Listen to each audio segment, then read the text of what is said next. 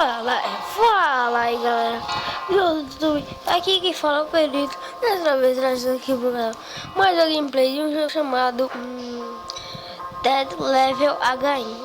Esse daqui é o 2, também tem um e também tem o 2. Esse jogo aqui é prova que não é de terror, não é de terror.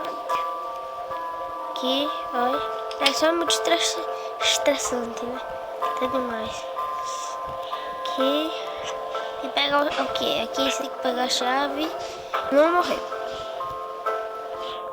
Se você fazer isso, você vai passando no jogo e tudo mais. Aqui é a vaca pulou a lua. E nossa, tô muito alto. Ah, tô na lua.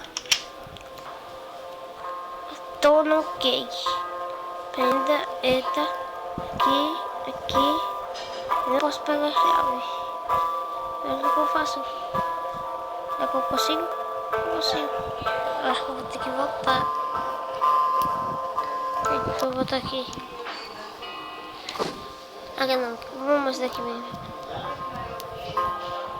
Que demônio. Desculpa aí galera, não tenho que repetir.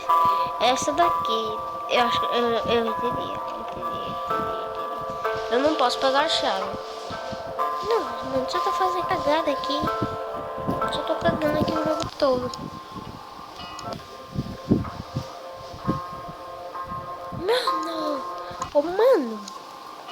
Você é doido.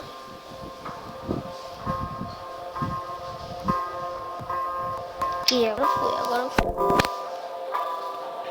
Gente. Seja ninja. Aqui. Como você tá? Sério? Aqui você vai lá, passa.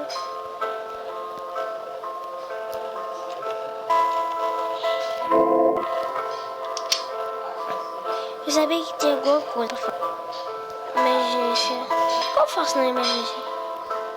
Prender. Emergência pode. Não é? Prenda. O que eu faço quando minha casa tá pegando fogo? Eu sei pela janela.